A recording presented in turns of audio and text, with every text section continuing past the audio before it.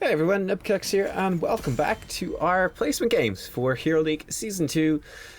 Our last game went pretty badly, but hopefully this one will go a little bit better. Anyway, as you can see, I did play this, as I said, I played the last few of these placement games, the last 5 games, all in the same day actually, kind of just churn them out. I said I'd get them all out before the next patch came out. But you can see, I've already cheered up considerably. I'm gonna have a bit of banter with our chat because we have both Link and Zelda in this game, which is kind of funny, a bit random there. And also, nice Emma Moore mate was in the last game, so we get a chance for revenge in this game, or also potentially a chance to be beaten once again. I don't know, but we'll see how it goes. Looks like we're going to be looking into first picking Zelda and Johanna, or Zelda, Lunara and Johanna. And they're pretty good picks for this map. It's Tomb of the Spider Queen, so it's a small map. Wave clear is very important, rotations are very important, and they're both good heroes to that. Well, Johanna's excellent at clearing the waves and also rotating around between the lanes. She can also delay the points with her shield glare. She can deny turn-ins quite easily, and she's just a really tanky warrior up the front. Pretty good to see. And then Lunara, I really like her on this map. She's one of my favorite heroes in this map. You know, I actually used to really dislike this map. I just like to play Lunara on it now, and it's actually pretty fun. But yeah, I don't know. It's one of those maps that I actually liked this map a ton when it first came out. It was one of my favorites. And it's like, the more I play it, the less I like it. Whereas I think with Battlefield of Eternity, it was the opposite. When it came out, I thought it was kind of sucky compared to Infernal Shrines. But then the more I played it, the more I started to like it. Alright, our picks are actually switching up. I don't actually remember what we picked, so I guess we're going for different things. They first picked Li Ming. That's not a bad pick by any means. Not a bad pick. She's always a really nice range damage dealer. People are flipping around. Everyone wants to play Zagara apparently. I'm not sure what we're going to end up picking here in this draft. We'll see. We'll see. Certainly against Li Ming, it's relatively difficult to counter pick her. We could go for a new Barak and that would work pretty well. We go for the Tyrael though. He has a fancy Tyrael skin as well. Tyrael's a really nice hero. And we get Lunara. So pretty nice combo right there. Pretty nice combo. Tyrael can be used to somewhat counter Lunara because his Sanctification removes all the poison. But yeah, we got them both on our team, so we're pretty happy. Tyrael's wave clear and wave push is pretty decent, and he's very safe. Again, he's got a lot of denial on those points. Good mobility, so that's pretty cool to see. And they go for a couple of interesting picks. They go for the Brightwing, and Brightwing's pretty legit.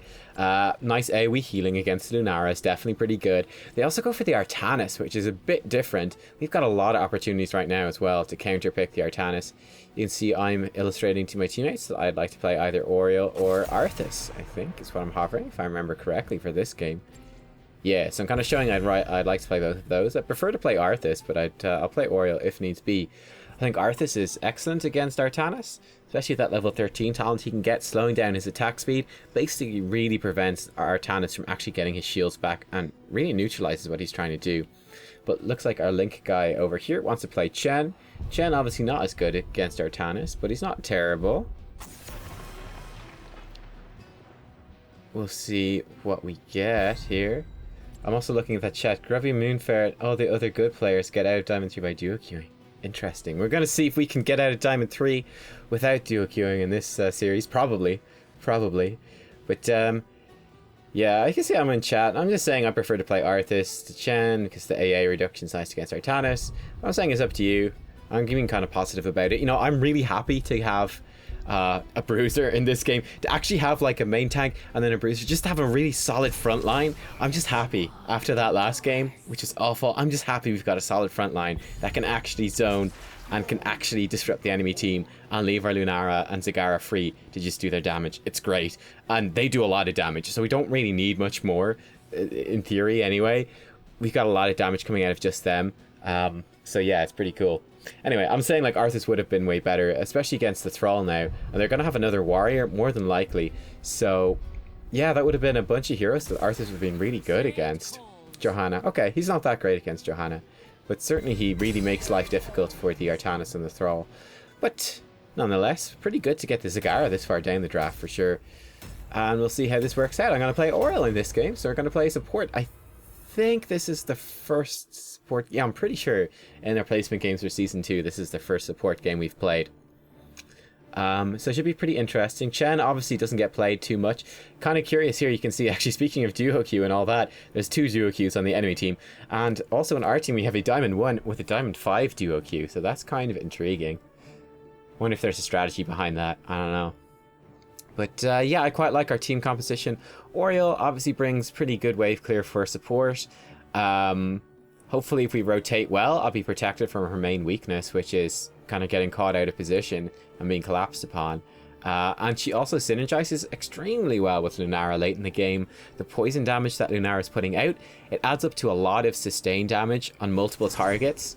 And that sort of AoE sustain, really good for fueling Auriel's, her energy and fueling her healing. So we're going to be able to do a lot of healing later into this game. It's going to be pretty fantastic.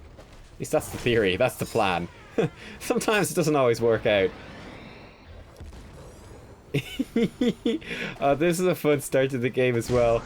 Oh, the poor little guy was trying desperately to get that artifact behind the wall, and he just could not figure out how to get to it. He could not work it out. Anyway, I'm kind of deciding which target to put my my crown on at the start of this game. Obviously putting the crown on a target makes their damage they do generates energy for you, as opposed to just generating energy from your own spells and abilities and basic attacks. Yeah, I decided Zagara will probably do the most damage at the start, right? With her abilities throwing them down. Wasn't really sure, to be honest. It's one of the things that I felt I could probably improve upon on my Auriel play, would be moving the crown around a little bit more. Whereas, at least, one of the nice things about having Lunara or someone like that is, at least later in the game, I can just put it on her in the team fights and ignore it, forget about it. Whereas, I suppose you'd want to switch it around a bit more dynamically to really get the most out of it. Anyway, we're still beside Zagara. Shen is soloing top, he means bot. And that's cool. He's going to be duking it out with Thrall. I would expect the advantage to be very much in Thrall's favour. And be pretty scary for ganks, so we'll see what happens. Nara does take a few hits. That's a pretty nice swap from the Artanis right there. I was out of position trying to help the Lunaris out of position. I went more out of position though and get flipped out. I was kind of going, oh shit, man, I don't want to feed. I don't want to like throw this game kind of like I did the last one. So we'll see how it goes. Lunara did get picked off in the end, which is unfortunate. And come up here and soak. We've got a Tyrael with us. We'll carry that wave, and there we go. Going to throw the crown down on the Tyrael as well. Just make sure it's not going to be a lot of hope, but it's still a little bit, and every little bit helps, especially at the start of the game. We're just gonna crank it out, get it up. See that Johanna is rotating pretty well.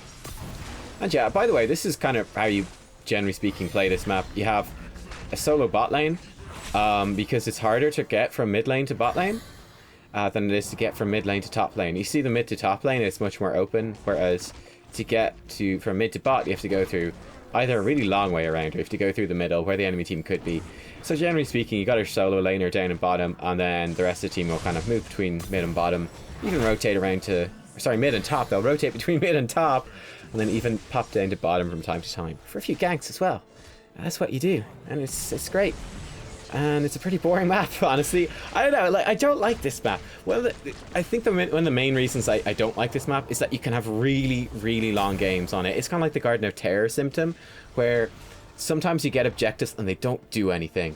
Whereas, I was talking about Battlefield of Eternity earlier, it's like, if you get an Immortal late in the game, it's gonna do stuff, right? It's gonna do a lot. There's no way to stop the Immortal destroying stuff. It does a lot of work. Whereas in this, sometimes you're gonna get those web weavers when your lanes are pushed in. They're just gonna de-push your lanes. They're not even gonna get any structural damage. They'll all be taken out before then. Or you'll get your web weavers, but then you'll get killed just as they spawn. And it's like, ugh, no, we just wasted a whole bunch of gems, or you'll die and they'll all despawn. And you can have these stalemates on this map that last for ages. Hopefully that won't happen with Lunara. I like Lunara and Sylvanas on this map, primarily because it's like, you could push lots, right? You do a lot of damage to structures, so it kind of helps the objectives actually do things. That's the theory anyway. We'll see how it goes. Tyrael is Hearthstoning. Gonna try deny some of these turn-ins if we can. Need to be a little bit careful, obviously, for ganks and such. Lunara's moved up to the top. Li Ming was in that vicinity as well. I mean, Artanis, unless he lands his E on us, as he did earlier actually, and we have to be careful. He appears to be pretty decent at it, and it's a master skill and all that. But unless he does land that, he's not too much of a threat. See him just kind of dodging around a little bit. get him in the stun, hit him with the Q, do a bit of damage, and it's not too bad. I forget what talents I went in this game. I'm pretty sure I went for what's generally speaking my favorite sort of Auriel build, where I'll pick up the improved cast speed on your Q at level 1. And basically the idea of this build, we're going to build into the Q. We get the improved cast speed at level 1, then we get the bigger radius at level 4. And then the main thing we're getting is the blind at level 13. It's a 3-second blind on, what is it, an 8-second cooldown. It's incredibly good. And the improved cast speed and radius just makes it easier to land that blind on priority targets. So in this game, it's obviously going to be very effective against the Thrall and against the Artanis. If we can blind them, we're going to remove a lot of their damage and also a lot of their defenses, because they both get sort of self-healing from attacking. Thrall, if he lands his Wind Fury hits and gets his passive procs, and then Artanis just landing any hits and getting passive procs.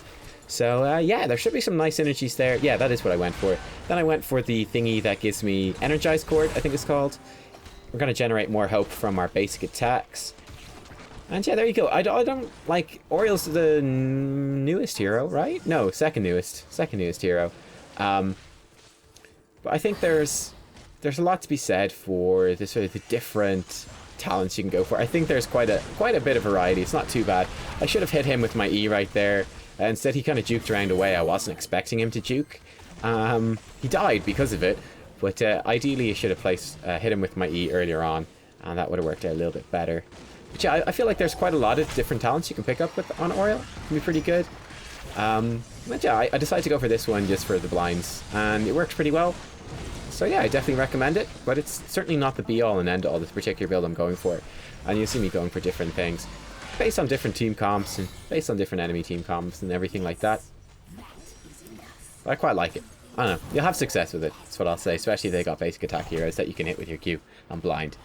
Anyway, here we go, we got the Web Weavers, so pretty good. I think this is the first Web Weavers, actually. Almost 6 minutes into the game as they're spawning, or 6 minutes as they kind of land in these lanes. Pretty late in the game, actually. Both teams have been doing a pretty good job installing them out. Both teams are pretty good, right? It's definitely the case that both teams are pretty good. And it's the same thing, like, a few of these guys I think are Smurfs as well, and so I'm not sure, like, if they are great players, or if they're just, you know, decent players who are doing well on their Smurfs, or if they're pro players on Smurfs. I have no idea who these guys are, but they're pretty good players all the same. You see I did a nice little move there with the Auriel, which was, we were in a good position in the lane. I just ran in front of the Johanna and then pushed her back with my E. I didn't even knock her into anything, but just displaced her in the lane. She can only run away. That's all she can do. And she did, but she took a lot of damage in return, and it helped us get a lot of pressure onto this fort because of the damage that she took. I'm gonna grab Crystal Aegis here at level 10. I've heard it's pronounced Aegis, not Aegis. I don't really know. Anyway, Thrall is coming in, so just, you know, kiting him a little bit. Don't want to take too much damage from him. Jen is jumping in and doing a lot of damage. There goes down the fort. Pretty nice. Pretty nice. And not the best barrel in the world, unfortunately. The way the walls just kind of happened to be right there, it allowed the enemy team to just kind of split and walk away. The only one we could really catch was Johanna, and that's not too good. Lunara does take down that top fort. She's probably going to die here. Looked like she was on no health, and there's Alima. Yeah. Yeah, she did. That's alright. We're going to get some of our gems turned in advance right here. We probably lost a few at Lunara. I didn't quite catch how many she had. But yeah, at this point we want to try to deny these turn-ins as much as possible. Especially while Lunara is dead. It's going to be difficult to do so. Enemy team should have pretty good pressure on the map. They've hit level 10 as well, so they've got all their heroics. Yeah, just scouting out these turn-ins and trying to just push them off until we can sort of establish map pressure. It's going to be really, really nice if you get 2 turn-ins in a row. Actually, that can help snowball the game, and that can help you win. At this point, though, they're 1 gem away. It's pretty much impossible to stop it at this stage. Even with the Zagara creep giving us a lot of vision, it's not really going to work out for us. However, while the enemy team is trying to get their turn-ins, Tyrael goes super deep and picks off the Li Ming. He just 1v1s her, which is pretty beastly, so well played, Tyrael. I'm impressed. And he didn't just Eldraine Mites out of there, and he's fine. Eldraine's Mites, that's a hard thing to say. Eldraine's Mites out of there? I don't know. He gets out of there.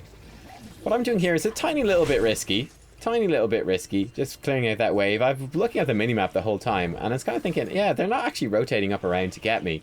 Li Ming isn't there either, and I kind of trust this team. You know, our teammates are pretty good. I kind of trust them to follow me if needs be. Sometimes, you know, a good or decent position becomes a bad position if your teammates are bad. However, in this game we're doing pretty decently. I was trying to knock Thrall away right there, however I missed. Luckily he got caught in the maw, so it would have been pretty bad if I knocked him out of the maw entirely. Probably better to be hit by the maw than to be hit by the whip, Auriel's whip. But we got a lot of damage down right here in this team fight. The Emerald Wind comes back, knocking us away. I was trying to knock Artanis back during his dash. I completely mistimed it though. See, we actually have Judgment in this game, so Judgment comes out. There we go. Barely get that off on Lunara in time, but we do get it off in the end. And she is saved, and we have the heal stored up for afterwards. It's just that. Also, the big AoE zoning damage of the Crystal Aegis really hurt the enemy team in that fight, and there you go. 3 kills for none. That was pretty rough for them. They went in for the Auriel kill, and then I caught her with the Crystal, or the Lunara kill. But we got her with the Crystal Aegis before they could get her, and then the damage threat of that, plus our teammates then winning the rest of the fight because there was no Crystal Aegis in the rest of the fight. That kind of just pushed them off. So it went from that turned into a very bad situation for them very quickly. One of the things, again, I've got the blind now on level 13, so one of the things you're going to notice me doing during these team fights is trying to prioritize Thrall with the blind. We want to deny his damage as much as possible. He's probably the biggest threat the enemy team has. They're one of their biggest sources of damage. At least initially, he's actually dead now. But at least initially, he's one of the biggest sources of damage. Li Ming will do more, probably, over the course of the fight, but she needs resets to get that. But hopefully if we can deny the Thrall damage, we can kill her. Pretty nice kill there on the Artanis as well. The enemy team is definitely crumbling here. They're not doing too good at the moment. They're not doing too good. Losing that last team fight, and now losing 2 heroes just one after the other. And I think they pretty much just misplays. They didn't catch the first kill. The second misplay, the second kill was definitely a misplay on their part as opposed to purely good play on our part. You can see I was just checking out. This is important as well. I was checking the Lunara's talent to see what talent she has. That's going to be very important to actually getting see how quickly can we kill this boss. Does she have the extra siege damage or does she not? Team also kind of flanking around here pretty aggressively. Just hoping to distract the enemy team, honestly, and then zone them off with Aegis. They just run past me though and go straight for the point. Where our team is here, the Maw comes out. Tyrael goes in with the Judgment, and the Judgment actually getting pretty good value. We get a nice Aegis once again on the Lunara, and Lunara does escape. We get the Thrall in a stun as well, helping Tyrael get out. Tyrael escapes with almost no HP. We're going in on the Thrall right now. Li Ming has run for it. Thrall does juke that well, so nice actually play by the Thrall, knowing I was going to Q him, and then stepping out of it, then running back in to try to get some damage down. However, his health was too low, my health was too high, and I had a Chen with me. So, you know, having a Chen with you is a pretty good way to start winning the fight. So, yeah, that went pretty well for us in the end. And, yeah, just saying well played, team. I feel like our team is playing this really nicely. The enemy team's composition isn't awful. I think the Artanis is pretty weak. But apart from the Artanis, they're okay-ish. Yeah, I feel like our teammates are playing it very well, and their team is misplaying it a little bit. But yeah, I mean, it was one of the slightly more even games. I think the Artanis does push it in our favor. But I mean, as you can see, the enemy team, they're making a bit of a comeback right here. We definitely overextended. I got caught out. So, mistake for me. Just saying to turn in for the respawn. So, Tyrael is gonna die. Like, there's no way he's gonna get out of here. So, we want to get those turn-ins while he's about to respawn. If we can. We'd be pretty good. Like, if he could respawn and we go straight into a turn-in. That would be pretty nice. While we still have some of this map pressure. We'll see how much the enemy team can push it back. I think taking this bruiser camp while we wait is a really good idea. Our bottom fort and our top fort are pretty much dead. There's no point in defending them. We can't. We'd like to try keep our mid fort alive if possible. The bruisers will help with that though. There you go. You can see myself and the Lunara. We do a lot of damage to that Brightwing, and that's Auriel without a damage build, a single damage talent. So it definitely adds up. It's a very powerful combo, the two of these heroes together. Very powerful. Pretty scary. And as you see, like, our hope is generating super well now towards the end of this game. As Lunara's damage ramps up into the late game, our healing is also going to ramp up. And we're becoming really dominant right now. This Thrall is going to die. And yeah, I think at this stage, our comp is just too strong, honestly. And the enemy team, they're just being destroyed at this stage. We're just overrunning them. They can't handle the damage. We've got too much healing. We've got very powerful dive with Tyrael and Shen both going for dive. And that powerful dive is disrupting the enemy team. I'm perfectly able, with the Lunara powering me up, to protect our backline and even empower that dive. And yeah, then our backline is able to do a ton of damage. And we're just kind of crushing these guys at the moment. We have our web weavers coming in. See really nice movements by our team as well. They're kind of soaking those other 2 lanes and pushing in. While the enemy team is dead, it's not too dangerous. I would at this point have liked them to come and try to push down this middle keep. I think it's a mistake, actually. I think it's a great idea at the start to go clear out the waves, get those web weavers pushing, so that we have those sort of slow pushes happening on top and bottom, so that they're going on. I would have liked, though, to try to capitalize on that mid push instead of just giving it up completely without getting any damage on the fort. I would have liked to have gotten in there. That was, I think, probably my first really good whip of the game. I don't know what that ability's called, it's terrible.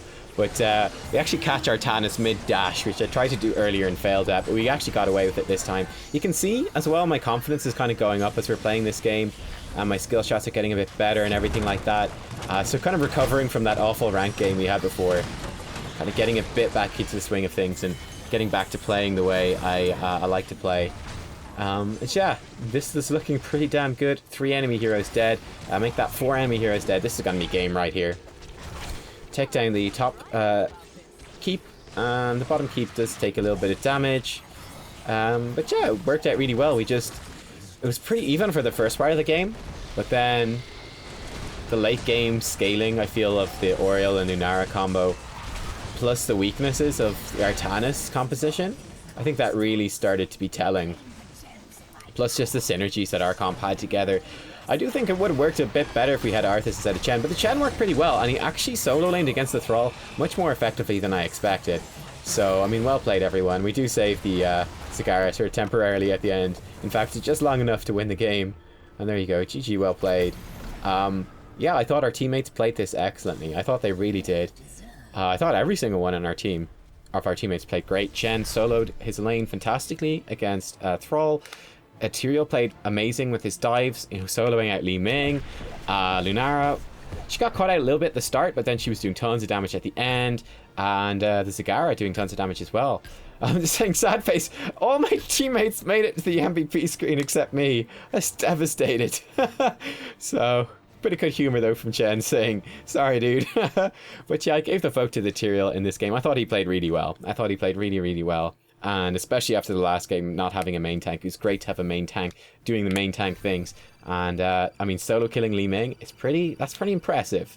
Honestly, it's pretty impressive. So there you go. Here are the stats, by the way. I was like, dude, what, my hero damage? Look at what we did. Like, we did almost double the hero damage and almost double the healing of Brightwing. Well, a little bit less, about 40%. No, I'm getting my maths completely wrong. I don't even know. I was like, where's my MVP? Anyway, we did substantially more hero damage and healing than the Brightwing. We did a lot of hero damage on our team as well. Kind of more than I was expecting, honestly. And again, as you can see, that's without any particular damage talents.